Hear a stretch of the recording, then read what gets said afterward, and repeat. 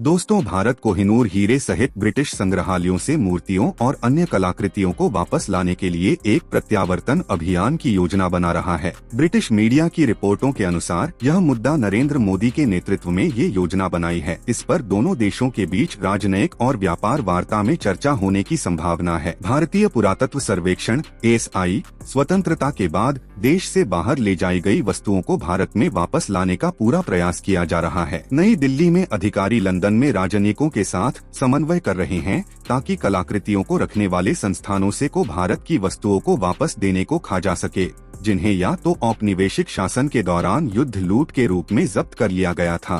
प्रत्यावर्तन की प्रक्रिया छोटे संग्रहालयों और निजी संग्राहकों के साथ शुरू होगी जो स्वेच्छा से भारतीय कलाकृतियों को वापस करने के इच्छुक हो सकते हैं और फिर बड़े संस्थानों और शाही संग्रहालयों में जा सकते हैं। भारत में वरिष्ठ अधिकारियों का मानना है कि ऐसी ऐतिहासिक कलाकृतियां देश की राष्ट्रीय सांस्कृतिक पहचान को मजबूत कर सकती हैं। संस्कृति मंत्रालय में संयुक्त सचिव लिली पंड्या के अनुसार प्राचीन वस्तुओं का भौतिक और अमूर्त दोनों मूल्य हैं, क्योंकि वे सांस्कृतिक विरासत, सामुदायिक निरंतरता और राष्ट्रीय पहचान का हिस्सा हैं। इन मूर्तियों को लूटकर आप इस मूल्य की चोरी कर रहे हैं और ज्ञान और समुदाय की निरंतरता को तोड़ रहे हैं। कोहिनूर हीरा पिछले हफ्ते किंग चार्ल्स के राज्याभिषेक समारोह के दौरान सुर्खियों में था, जब रानी कैमिला ने अपने मुकुट के लिए एक वैकल्पिक हीरा चुना। हीरा 1849 से ब्रिटिश शाही परिवार के कब्जे में है।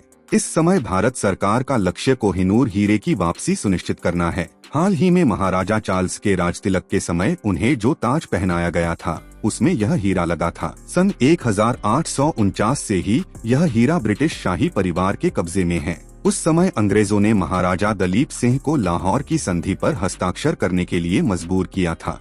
जिस समय यह संधि साइन हुई थी, महाराजा दलीप सिंह की उम्र सिर्फ 10 साल थी। तब पहली बार रानी विक्टोरिया ने कोहिनूर को ब्रोच के रूप में पहना था। ब्रिटेन के इतिहास के हवाले से ब्रिटिश मीडिया का कहना है कि कोहिनूर भारत से ब्रिटेन को मिला एक तोहफा था या फिर इसे ईस्ट इंडिया कंपनी को सौंप दिया गया था।